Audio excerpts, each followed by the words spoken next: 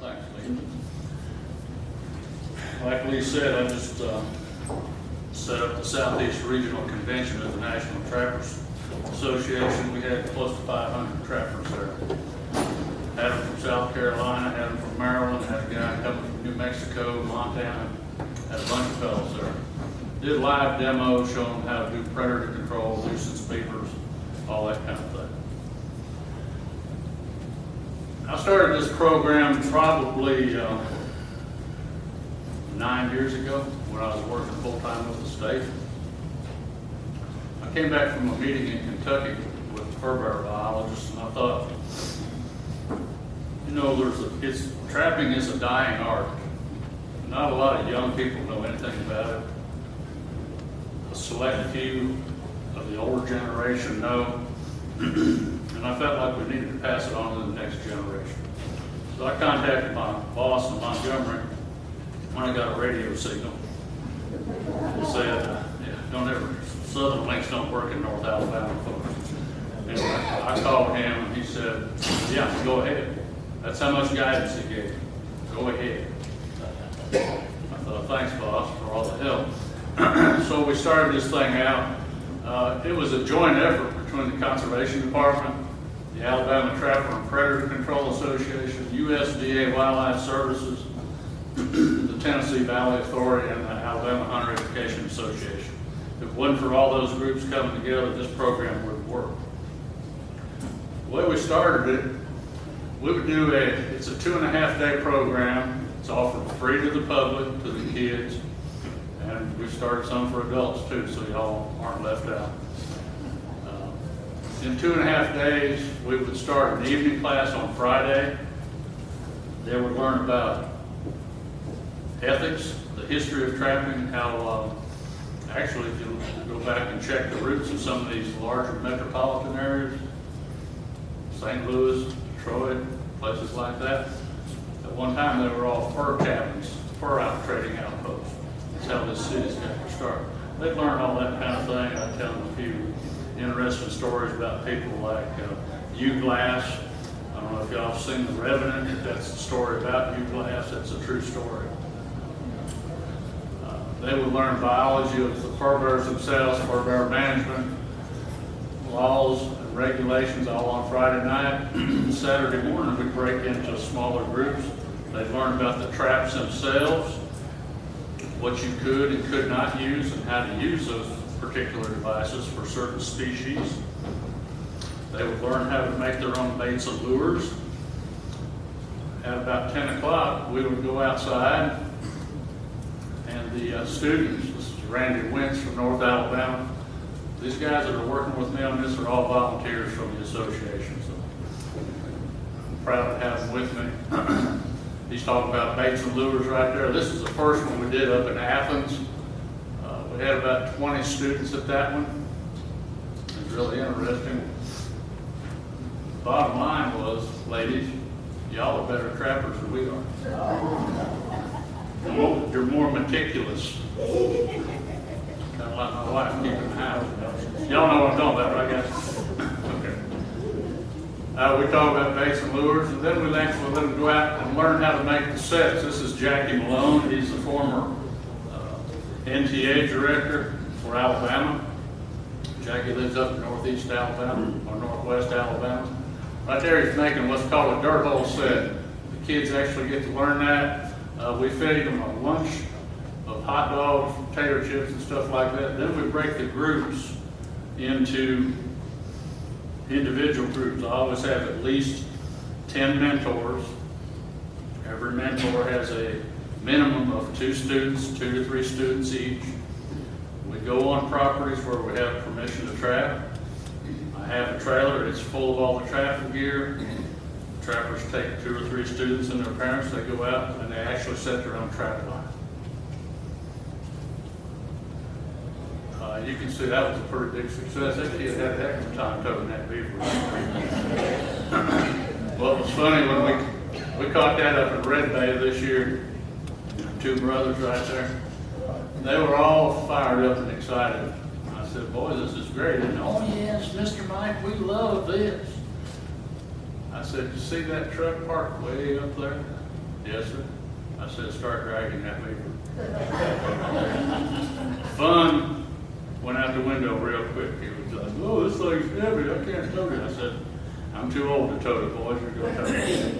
Anyway, do things like that. Here's some more stuff.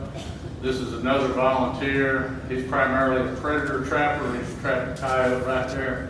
He's preparing to show them how to prepare the pelt for the market. I can tell you right now, is there any trappers in here? Anybody that's ever trapped? When y'all trapped, fur was high, wasn't it? You could make some money. I was telling a young lady back there earlier, she said, what got you into this? I said, I paid my way through graduate school doing it. Made enough money in graduate school to pay for my college education. Of course, that's when red foxes were $100 a piece. Raccoons were $45. Presently, red foxes are worth $10. You catch a raccoon, throw him in a ditch. You can't even sell them right now. There's no value on those animals. Muskrats 2 years ago were $14. Last year they dropped to $3. This year it's even worse. It's an international market. You know, it's like the stock market, guys. It's up, it's down.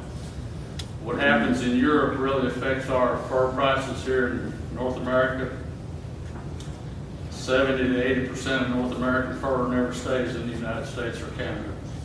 It goes to Scandinavian countries, it goes to China, it goes to Russia, it goes to Japan. Chinese markets tanked out, right? Their money's not worth anything. Civil conflicts in Russia right now, people are just trying to stay alive. They're not worried about buying a bunch of beavers or raccoons to make a good warm jacket out of it. Anyway, we're keep talking about coyotes right there. Here we are, just giving some stuff out to some of the youngins. Here's what we've caught that afternoon or that Saturday, Sunday morning. I have taken kids out before, and I'd rather have a child catch something than me. I had two little boys one time, they were about 6 years old. We walked up on a set in Greensboro, and we had a big old possum in it. And them boys, it looked like, y'all used to watch that WWF wrestling, where you had Hulk Hogan and whoever it was out there. That possum was in the middle, they were going around that thing like, that's my possum. I said, boys, I could get you another possum. Don't worry about it. Here's a young man making his first set, him and his dad. The good thing about this program, it's family oriented.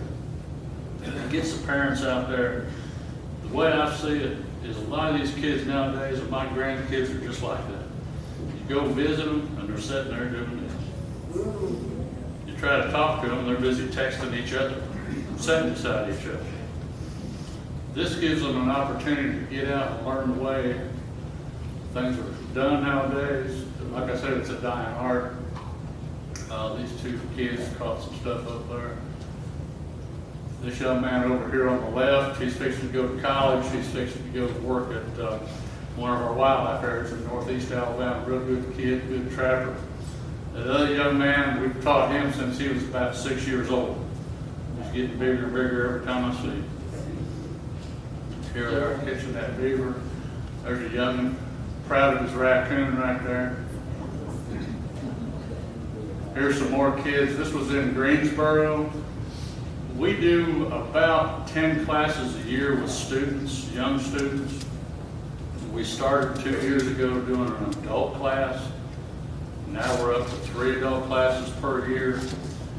We always start in November and it runs through the end of February. If anybody's interested in attending an adult class, we're going to have one in Marion County, probably 1st of November.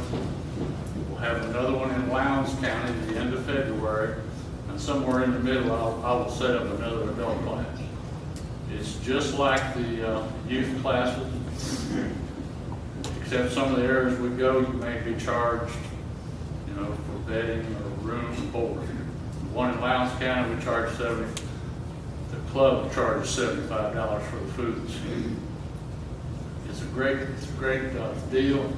This one in Greensboro, that was an off night. The biggest catch we ever had in the Greensboro area, and one night we caught 58 animals. Had 24 kids. There was a cold front pushing in, an ice storm, and those animals were moving prior to that, trying to get fed up and get ready for it. I never got so sick of skinning beavers and muskrats.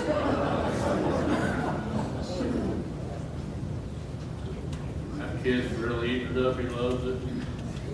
There's another one of our catches. We catch a little bit of everything: bobcats, coyotes, muskrats, possums, you name it.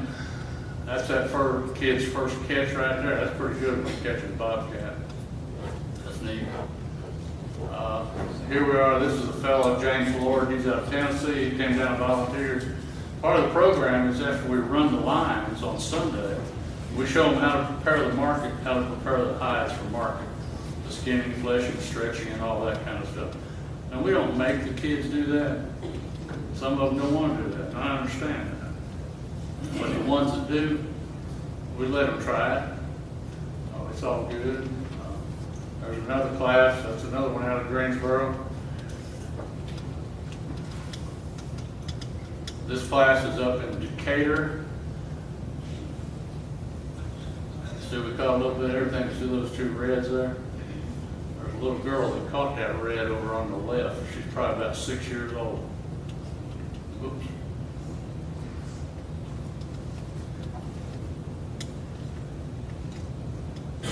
Some people are proud to catch possum. That particular spot right there, that's at Browns Ferry Nuclear Facility. You can tell possum had 5 legs. Weird looking thing. Now this is the last slide. This is the kid, one of my biologists, that's his son, teaching him how to trap beavers. And one thing that I have noticed over the years, landowners, y'all tell me when it's time to quit, because I have no idea. I'll just start talking. I should have quit. I'm watching it. Do what? I'm watching it. Okay. One thing I've noticed is a lot of landowners, they weren't spending a lot of time developing their properties for wildlife and deer and hunt clubs. They spend millions of dollars on deer and taking care of them and all that. But they don't do anything about controlling their predators. Why are you going to spend $2,000, $3,000 on deer feed and let the coyotes eat all your deer phones? Doesn't make any sense. Why you want to be a big turkey hunter when the raccoon population has more than tripled in the last 3 years? Raccoons are primary predators on turkey nests. You know, we can teach you how to do these kind of things and eliminate some of those problems. Some people think that we still use traps with teeth. That's so far from the truth, it's ridiculous. We don't use traps with teeth. Those have been illegal for over 50 or 60 years in this state. The only states, southern, lower 48 states that you can use a trap with teeth is Minnesota and Wisconsin. You use them under the ice to catch beaver. That's the only place. This particular trap here has been tested years and years under the BMP, or Best Management Practices, which was conducted through the International Association of Fish and Wildlife Agencies. If y'all want to catch a coyote, this is the trap you use right here. It's good, thick cast iron jaws on it. It's got what's called an offset jaw. They don't come any closer together than that. It just holds the animal. And it's actually species specific by the amount of weight it takes to throw or fire this trap. And I'll show you.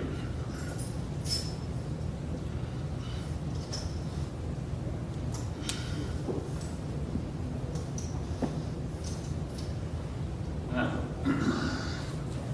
for this trap to work, you got to bring the pan down to level.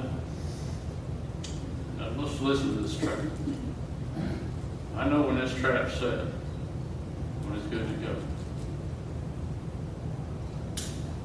Hear that click? It's called a night latch. What that's set on right out of the factory is it takes 3 pounds of pressure, foot pressure, to throw that tractor. A fox, generally walking, 1 pound to 1.5 pounds foot pressure. Raccoons the same. They can just step on it. Now, if they run through here and put a lot more pressure, sure, they'll fire that tractor. But a coyote come up, he's usually running 3 pounds of foot pressure. When he comes up, you can catch him pretty easy. Now, a lot of guys used to use these old things for catching raccoons, didn't you? An old foot trap like that. Ever seen one of these? It's called a coon cuff. It is designed specifically to catch raccoons and possums, and that's it. Totally a dog-proof trap. Show you how quick it is to set. Y'all see me right here? Throw that up.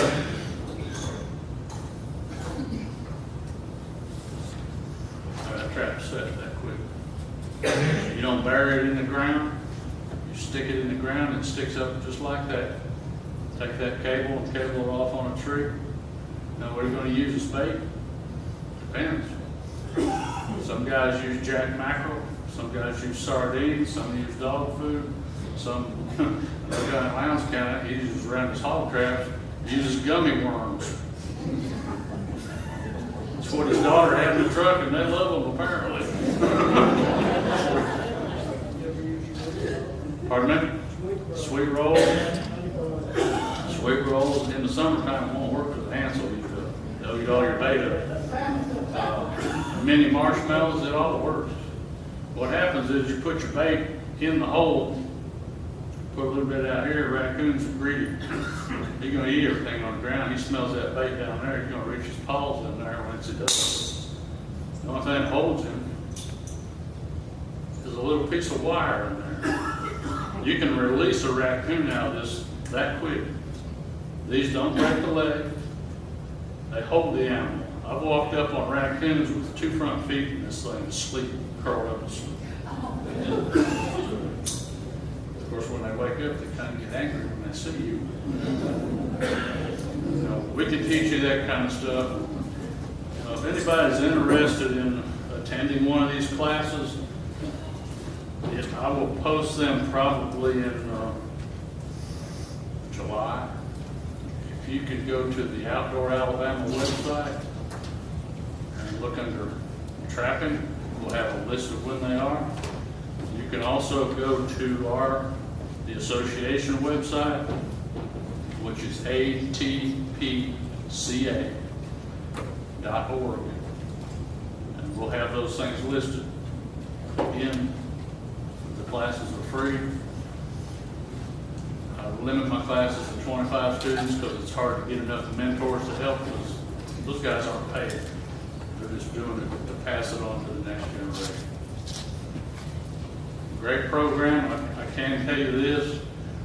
We have received national recognition from the National Trappers Association for this program.